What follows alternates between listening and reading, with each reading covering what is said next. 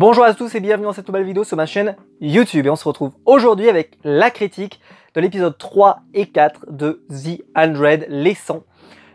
Cette critique sera full spoiler, donc si vous n'avez pas vu ces deux épisodes, fuyez parce que je vais spoiler. Alors, il s'est passé beaucoup de choses, mais déjà, je vais dire quelque chose. Le premier truc, c'est que j'avais dit dans le dernier épisode que, dans la dernière review, que malheureusement j'étais très déçu, mais déjà depuis l'année dernière, depuis la saison précédente, du traitement de Raven dans la série. Puisque depuis la disparition de son petit copain, on avait l'impression qu'en gros, elle avait plus aucune histoire à raconter. Et que le personnage, ils avaient plus rien à... Ils cherchaient plus à raconter quelque chose avec. Et malgré qu'ils ont essayé de raconter beaucoup de choses, ce personnage n'avait plus le même saveur qu'avant, il n'était plus le traitement. Et ben j'ai été gâté avec un épisode 3 où Raven a quasiment été central dans l'épisode, avec en fait une crise où il y a un réacteur nucléaire, on pourrait schématiser ça comme ça, en tout cas avec une énergie nucléaire, qui serait sur le point d'exploser. Et donc il faut trouver des volontaires pour arrêter pour empêcher l'explosion. Sauf que si jamais certains viennent, les risques de mort sont très élevés puisqu'ils ne seront pas protégés par le sang noir. Donc elle a du mal à trouver des volontaires, et donc elle va mentir. Ça rappelle énormément ce qu'avait fait Clark à l'époque, hein, quand elle a souvent, régulièrement utilisé ce genre de truc, où elle mentait pour arriver à l'objectif, pensant que le salut de l'humanité était ce qu'il fallait mettre en avant, toujours, et que peu importe la décision qu'il fallait prendre, et que même si la décision pouvait être rude, et qu'il fallait peut-être tuer certaines personnes, etc., l'important c'était toujours la survie de l'humain, de l'humanité. Et je vous avais expliqué la semaine dernière, il y a 2 semaines, je vous avais dit ça. C'est qu'il y a un truc avec les 100. Je sais pas si vous le sentez. C'est qu'il y a un thème. Il y a un thème dans les 100, c'est que peu importe l'endroit où ils vont, ils amènent la guerre avec eux. Peu importe l'endroit où ils vont. Et je trouve que là, ces 2 épisodes confirment énormément ce ressenti qu'on peut avoir. Et même sur cette nouvelle planète. Je m'explique. Sur cette planète, on sent qu'ils se sont intégrés, ça y est, ils sont arrivés. Mais en même temps, ils ont apporté des conflits, ils ont créé une sorte de révolution, etc. etc. Bref, c'est un peu le bordel. Et pourtant, Raven, Clark, tous les autres, ils étaient arrivés en paix à la base. Et là, tu commences à voir que, en fait, ils refont les mêmes erreurs. Là, ils recommencent à manipuler, ils recommencent à mentir.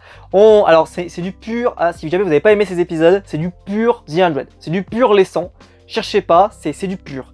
C'est vraiment ce qu'on attend de cette série. Si vous aimez pas ce type d'épisode, je sais pas quoi vous faire parce que moi j'ai adoré cet épisode. Ces 2 épisodes, surtout l'épisode 3, parce que l'épisode 3 c'est du pur. Les 100, The 100, les 100, The 100, vous l'appelez comme vous voulez, c'est du pur. Pourquoi? Il y a plein de raisons qui font ça. Mais la raison principale, c'est que là on revient sur... Il y a une menace, une situation de crise, j'en ai parlé dans le premier épisode et je trouvais que la situation de crise n'était pas assez présente. Là c'est le cas. C'est-à-dire que là, ils veulent tuer quelqu'un, par exemple, qui était donc l'ancien dirigeant qui est dans un faux dieu, etc. Sauf qu'il y a une fausse tentative d'assassinat, donc ils peuvent plus vraiment le tuer, donc etc. Et en fait, c'était manigancé par lui, et ça, je le savais tout de suite. Hein, ça, pour moi, ça a été évident que c'était lui qui l'avait organisé, mais c'est pas grave. Je m'attendais pas à être surpris là-dessus. Parce que en fait j'aurais été déçu que ça soit pas le cas, justement. Je trouve que l'idée est géniale derrière parce que ça promet beaucoup de choses. Qu'est-ce qu'il va devenir, que va devenir ce personnage, quelle est l'idée qui est derrière, qu'est-ce que va faire Blaeda derrière, enfin vous savez l'entité qui a pris le contrôle de son esprit, etc., etc. Je sais pas quel est le projet derrière cette histoire, comment ça va s'imbriquer avec le reste, mais ça promet. Et je reviens sur Raven. Raven, il faut savoir qu'elle a passé son temps dans les premières saisons à être justement la caution morale de la série. C'était, il y avait elle et Manti. Les 2, ça a toujours été la caution morale. C'est-à-dire, on fait le bon choix. Toujours le bon choix, le choix juste, le choix moral. Pas le choix qui sera le choix le plus efficace pour l'humanité. Le choix moral. Et là, elle va justement devenir un peu... Je l'ai beaucoup vu sur internet qu'elle était en train de devenir une nouvelle Clark. C'est vrai que dans la construction narrative du personnage, c'est un peu le cas, quoi. C'est-à-dire que là, on la met devant ses responsabilités et devant le fait de faire un choix. Et elle le vit très mal, d'ailleurs, d'avoir fait ce choix. On sent, elle s'en veut, elle est perturbée par ce choix. Ça la gêne de faire un choix pareil. Mais en même temps... c'est l'univers d'essence, c'est-à-dire de faire des choix difficiles et il faut les assumer. Et Clark, elle les a toujours assumés, même si ça a été dur, elle en a pris plein la gueule. Et est-ce que justement c'est pas un peu le moment où on se rend compte qu'en fait tout le monde dans cette série, y a un peu un côté l'individualisme primaire, et c'est pour ça que ça provoque autant de guerre, et je le maintiens, j'ai le sentiment, plus ça avance, que la série va pas se finir bien. Parce que là tu sens que il retombe un peu dans ces travers-là, c'est-à-dire de on ment, on utilise les autres, y a une situation de crise, on va faire tout faire pour s'en sortir, etc., etc. Et en fait on revient dans les mêmes thématiques que dans la série d'origine. On revient dans les premières saisons. Là, par exemple, l'énergie nucléaire qui tue tout le monde, clairement, c'est très inspiré des premières saisons de The 100, avec l'explosion des générateurs nucléaires et l'énorme vague qui allait venir et qui allait tout détruire, qui avait épargné les sangs noirs. Vous vous en souvenez? Et là, ça rappelait beaucoup ça. Et puis donc comment elle a utilisé Murphy, par exemple, alors Murphy, moi c'est un de mes personnages préférés de tous les temps, mais je l'adore. Et quand tu le vois et qu'elle le fout dans la pièce et tout, et surtout qu'elle fout sa copine aussi dans la pièce et tout, et que là tu vois et qu'il sent que là elle est en train un peu de leur mentir, elle dit mais tu sens quand même que là on va tous crever. Par exemple là ceux que t'as envoyés, là tu sais que tu vas les faire crever. Et là il a Raven qui est très froide et qui dit c'est un mal nécessaire, de toute façon il faut sinon on va mourir quoi. Et là c'est Murphy qui servirait de caution morale, alors que Murphy, la morale et lui, justement lui c'est l'intérêt particulier qui prime sur tout, l'intérêt personnel. Donc c'était extrêmement intéressant parce que entendre une critique de Clark encore, mais une critique d'un mec aussi individualiste que Murphy, là ça fait très très mal. Et Raven là elle a super mal. Donc c'est extrême. Alors c'est sûr qu'il faut être fan de la série pour comprendre à quel point les personnages sont extrêmement bien écrits et que là on a une évolution de personnage qui est parfaite. Et je sais pas comment ça va tourner pour Raven. Est-ce que Raven par exemple va tellement s'en vouloir qu'elle va vouloir essayer de rattraper le coup? On voit peut-être qu'elle va se sacrifier par exemple sur une autre chose en disant voilà j'ai fait quelque chose de mal, il faut que je me sacrifie. Ou alors justement elle va commencer à perdre cette notion de bien et le mal et va faire de plus en plus de mauvaises choses. Ça j'en sais rien, on verra avec la suite. Mais j'ai hâte de suivre ce qu'ils vont faire sur le personnage de Raven. Je suis très très fan, moi j'adore Raven, hein, je suis hyper fan de cette actrice depuis toujours et du personnage qui l'interprète. Enfin, je trouve que c'est une vraie réussite et que là, elle est remise en avant comme elle aurait dû l'être depuis si longtemps. Et ça fait plaisir d'avoir un full épisode. Moi, vous me mettez Murphy, Raven et Octavia, un épisode est réussi. Donc j'étais super content. Donc elle trouve des volontaires, ces volontaires ils partent à la mort et ils vont mourir dans d'atroces souffrances, En gros, on comprend au fur et à mesure qu'ils sont en train de saigner, de pisser le sang, etc. Et qu'on comprend que ça va mal tourner pour eux et que ça va mal finir, etc. etc. Et que quand elle allait revoir la copine du mec qu'elle avait choisi, et qu'elle lui annonce qu'il est mort, là elle lui en veut, elle lui dit tu avais dit que c'était sans danger, parce qu'elle avait refusé de le faire. Et non, parce que Raven elle savait que c'était dangereux, et potentiellement que ça allait les tuer tout simplement. Et là tu commences à comprendre que y a un peu une guerre latente peut-être sur le fait que plus personne va pouvoir se faire confiance. Parce que là, par exemple, Raven, elle a perdu la confiance de cette personne, et peut-être que ça va se retourner contre le peuple des Skycrew, parce qu'il y a des gens qui vont commencer à plus avoir confiance en eux.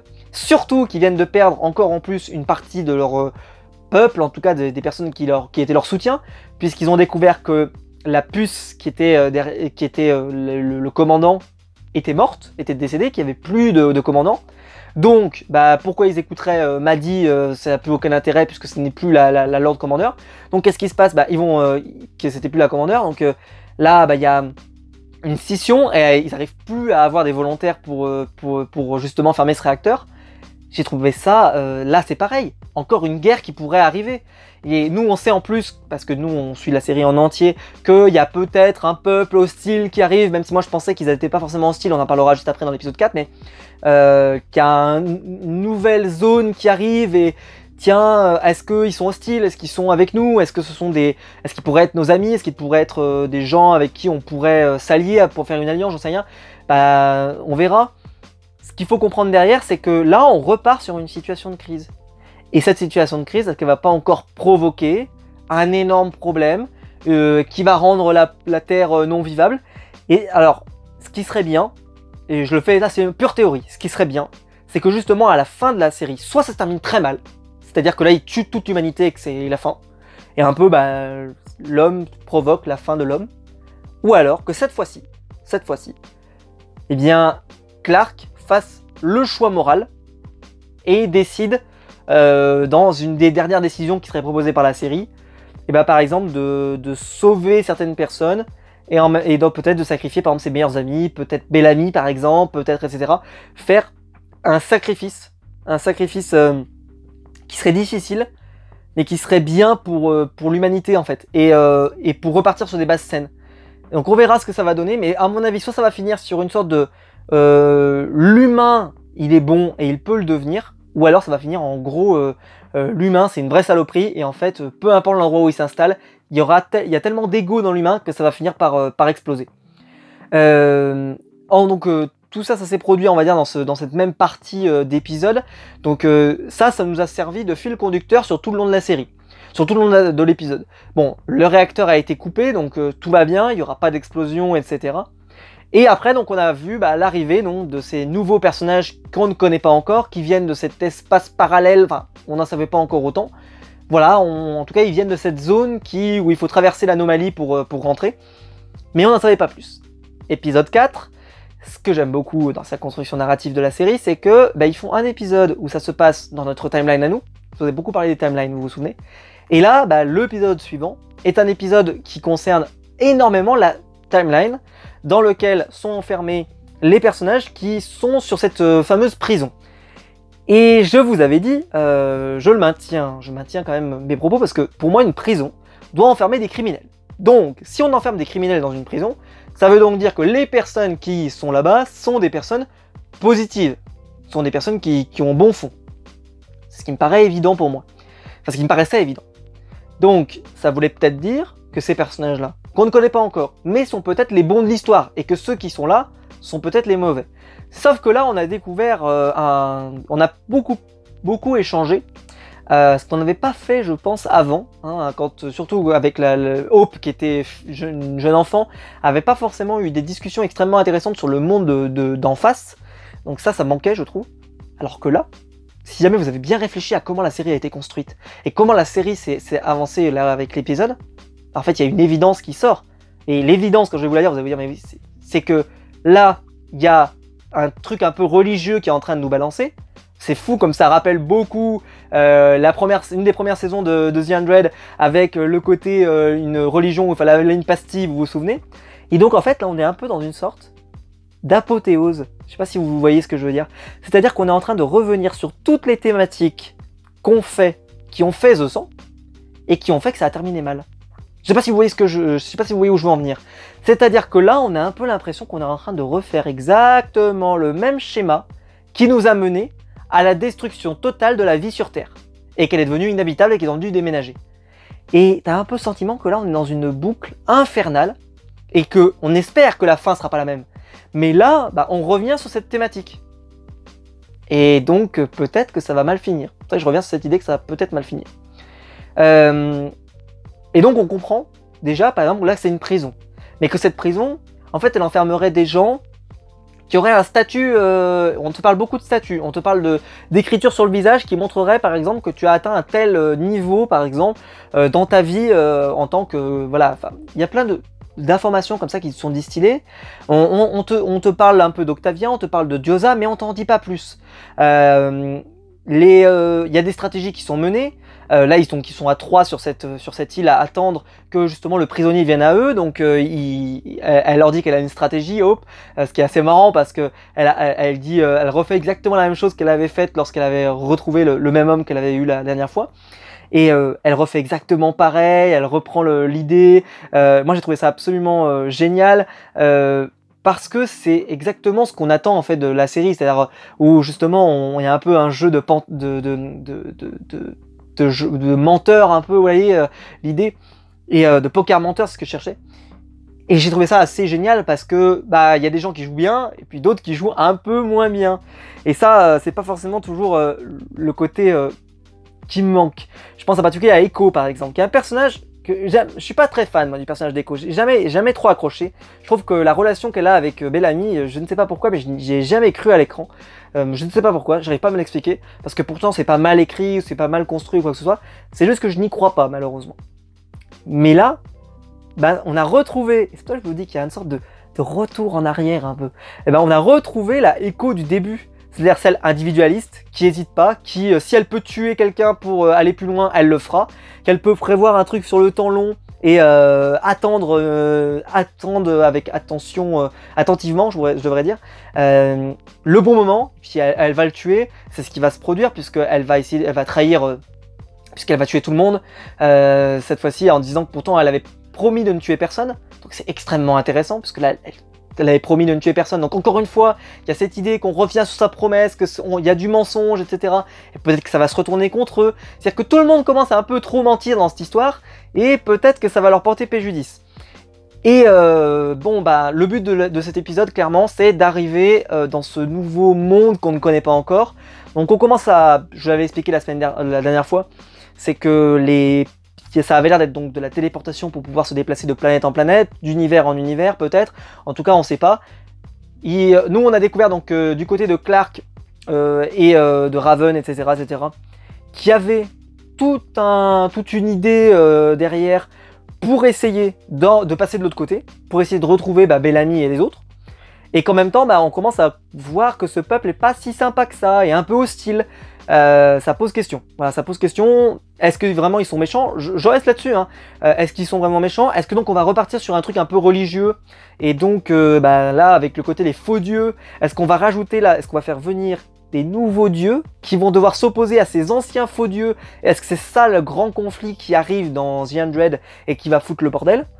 J'espère que dans le prochain épisode on verra plus Octavia par exemple et qu'il y aura un épisode centré sur ce qu'elles sont devenues avec Diyoza de l'autre côté, et qu'après ça se terminera justement sur l'arrivée de Hope par exemple à ce moment-là qui auront vieilli et qui découvriront Diyoza et Octavia qui auront moins vieilli, puisque là eux ils se sont passés 5 ans, mais eux ça se passe tellement vite qu'en réalité là les 5 ans de l'autre côté probablement qu'il sera passé peut-être que quelques jours ou quelques semaines maximum quoi. En tout cas, on verra ce que ça donne, mais comme je l'ai dit, le temps a l'air d'avancer très très vite, donc ça se trouve ce sera même qu'en jours pour la différence de temps. Par contre, elle aura beaucoup vieilli. Hope, par rapport à sa mère, ça risque de faire un peu un choc. Si elle est toujours en vie, il faut l'espérer, parce que je pense que c'est une rencontre qu'il faut qu'on ait, hein, sinon ça n'a aucun intérêt de l'avoir gardée. Bref. Je terminerai sur un point. On le sait donc, là, Clark, tous les autres sont passés de l'autre côté. Alors, ils avaient décidé de laisser une personne derrière, sauf que cette personne, elle a dû se battre avec un, et hop, elle finit quand même par passer de l'autre côté, sauf qu'on l'a pas vu arriver. Donc déjà, question, est-ce qu'elle est arrivée au même endroit, c'est-à-dire sur cette planète un peu glacée, donc ils ont fait un mauvais choix, sur cette planète glacée, je suis pas sûr. Et ça m'a rappelé beaucoup d'ailleurs Stargate Universe, dans l'idée qu'on peut arriver quelque part et avoir du mal à repartir, par exemple. Ça m'a beaucoup fait penser à ça. Là, le fait qu'ils soient arrivés dans une sorte d'impasse, je pense qu'ils vont réussir à repartir, il n'y a pas de souci, je suis pas du tout inquiet. Ils trouveront un lieu, en plus ils ont la combinaison, donc je pense que la combinaison sera capable de géolocaliser un endroit pour pouvoir repartir, parce que quel serait l'intérêt d'avoir fait une carte comme ils ont fait, avec différentes planètes qui sont accessibles, si ces planètes-là, il n'y a pas un moyen de pouvoir revenir de là, ça n'a aucun intérêt, sauf pour la planète prison, mais parce que la planète prison est une prison. Celle-ci, elle n'a pas l'air d'avoir été présentée comme une prison. À voir, il faudra confirmer ça, voilà, je fais des suppositions. Et on verra s'ils arriveront de l'autre côté et donc enfin dans ce nouveau monde. J'ai un peu peur par contre parce que vu qu'on en sera déjà à l'épisode 5, il va falloir qu'on le découvre un peu ce nouveau monde, parce qu'il ne restera plus qu'une dizaine d'épisodes pour créer ces personnages qui soient intéressants, qu'on comprenne leur motivation, etc. Là pour l'instant il y a énormément de mystères en 4 épisodes. Il va falloir, mais bon, la série The Hundred a toujours eu un rythme énorme, c'est-à-dire à vous donner beaucoup de choses par épisode.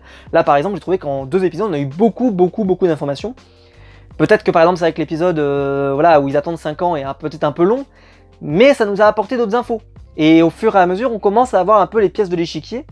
Et donc, par exemple, on comprend voilà, que, comment elle s'appelle, Echo, pardon, ça y est, elle a abandonné tout le monde. De l'autre côté, elle a abandonné tout le monde, elle est donc déterminée à retrouver Bellamy. Ça fait peut-être 5 ans qu'elle est sur ce lieu, mais elle n'a pas du tout perdu sa motivation et sa motivation première. Et je trouve que par contre, ce qui est assez sympa, c'est que vu qu'ils sont restés 5 ans ensemble, ils sont plus proches qu'avant. Même si je trouve que peut-être que ça se perçoit pas encore beaucoup, J'espère qu'on aura par exemple des petites références, des petits trucs, des petits clins d'œil, des choses en se disant tiens bah ouais elles ont vécu quelque chose ensemble, elles ont tissé des liens forts, par exemple s'il leur arrivait quelque chose à l'une ou l'autre, et ben que y ait quelque chose qui se passe entre Hope et par exemple je sais pas moi Echo, enfin qui vous voulez, mais va falloir qu'il se passe des choses pour que les personnages soient vraiment se centrent ensemble. Voilà. Bref, j'ai adoré ces 2 épisodes. J'ai qu'une seule hâte, c'est de savoir ce qu'est ce monde derrière. Et est-ce que donc le combat va se porter en fait sur le mensonge et sur toutes les idéologies du mensonge, c'est-à-dire sur le côté faux dieu, véritable dieu, et sur voilà. Et après, à voir en quoi le fait de se déplacer de planète en planète sera utile. Parce que si vous reprenez ma théorie, c'est-à-dire que en fait on est dans une boucle et que ça va reprovoquer l'extinction de cette planète, peut-être que cette zone qui permet de se téléporter de planète en planète va permettre à la fin de partir encore sur une autre planète. Et là, ça se terminera un peu sur une fin un peu ouverte en disant cette fois-ci, on va essayer de faire mieux. Sauf qu'à chaque fois qu'ils partent et qu'ils espèrent faire mieux, eh ben ils n'y arrivent pas. Voilà, j'espère que la vidéo vous aura plu. Si c'est le cas, vous pouvez la liker, vous pouvez vous abonner, vous pouvez la partager sur les réseaux sociaux. Le lien Utip est dans la description, c'est pour me soutenir et je vous en remercie énormément. Et quant à nous, on se retrouve très vite pour une prochaine vidéo. Allez, ciao!